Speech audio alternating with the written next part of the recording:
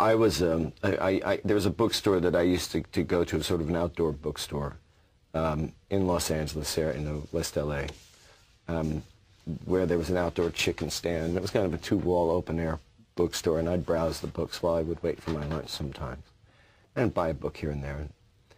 And the cover caught my eye.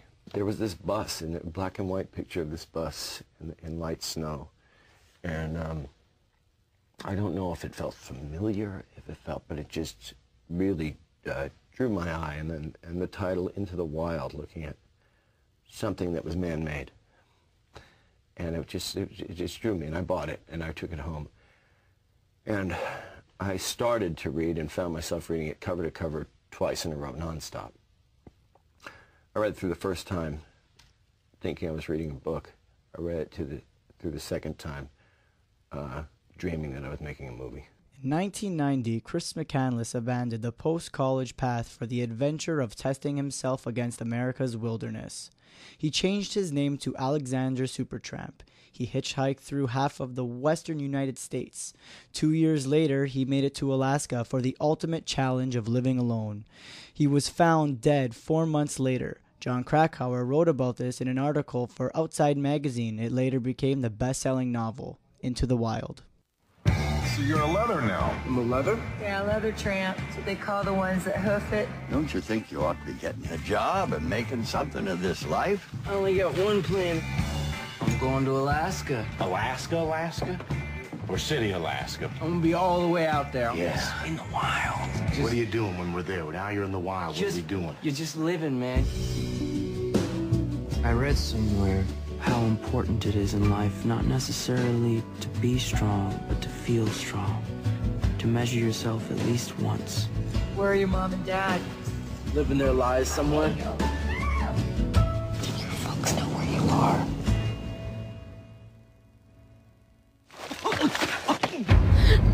I wasn't dreaming, Walt. I didn't imagine it. I heard him. I heard Chris. Son, how long you been out here? A couple of weeks. And before that? I went to South Dakota. I worked for this guy named Wayne. What do you think about all this? I like all this. I took the Colorado River all the way down through the Grand Canyon and did rapids.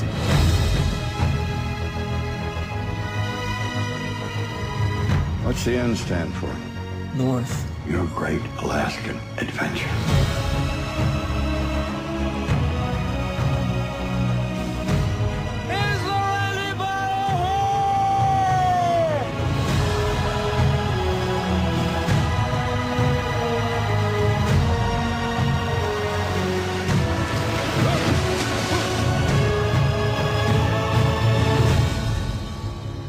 If you want something in life, reach out and grab it.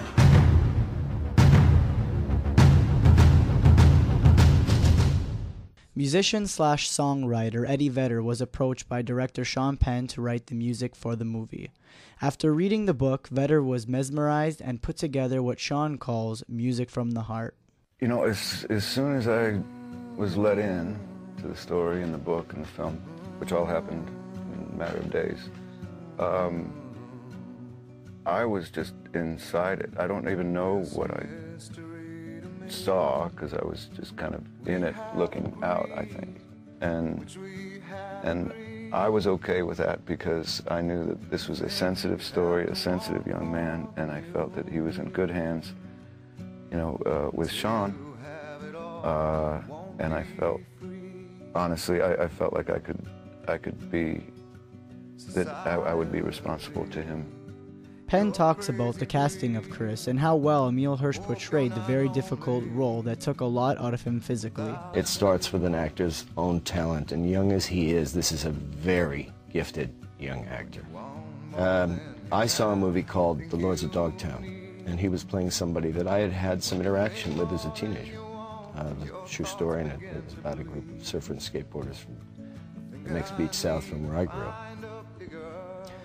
And I was kind of dazzled by what he did, and the physicality of him. And there was something in there that was that was very soulful as well. And so I went to him, and I fairly quickly knew that he could handle it as an actor, but as a man who was really a boy becoming a man, which is the time that I had to choose. That was vital to the casting, that while we were shooting, we were going to watch in real life this actor go from boy to man. Throughout Chris's journey, he took photographs and wrote a diary about his travels. Penn describes one of the most significant and touching pieces that Chris left behind. He journaled things. He made notations in the columns of the books that he read. He underlined things. He left notes behind, and he left a very significant photograph behind, where he's holding his goodbye letter, which is a very gentle and generous goodbye letter, and a very forgiving one, I think. And the look in his eye is so at peace, and the look of his body is as dramatic as the old tragic photographs we see of men and women in the concentration camps.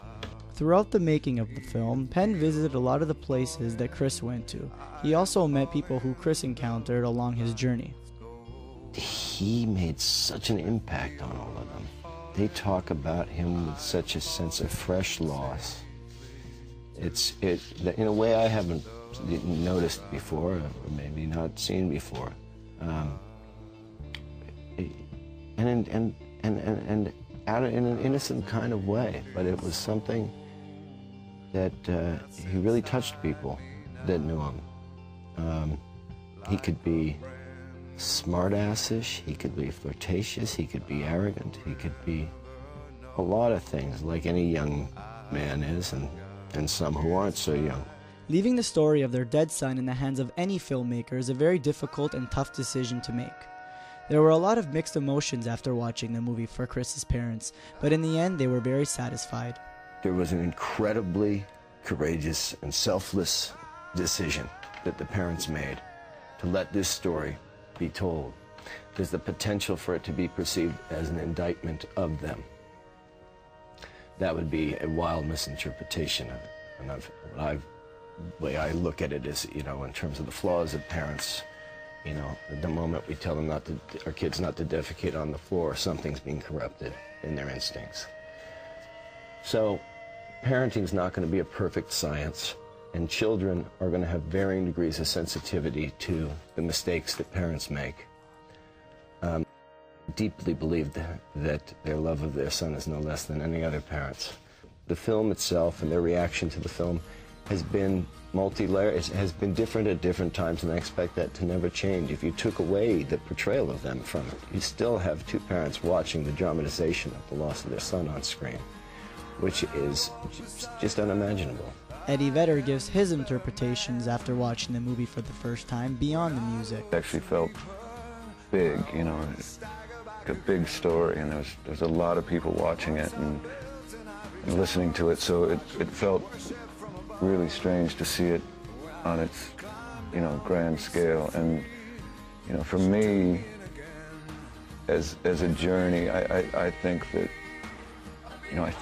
a lot of people, I picture it like a lot of people are going to go through these gates of emotion. A lot of sincerity and care went to making this movie. With the help of talented musicians and those close to Chris, Sean Penn directed, in my eyes, his best film yet. He ends off by explaining what he has learned throughout the making of Into the Wild. We're part of the land, it's part of us, and that's what this guy was in search of, and the authenticity aspect of it that's so important, that no matter how inauthentic that we might find ourselves at times, you get out into the American wilderness or the beautiful American landscape, and it is relentlessly authentic, and it will outnumber you, and you'll be humbled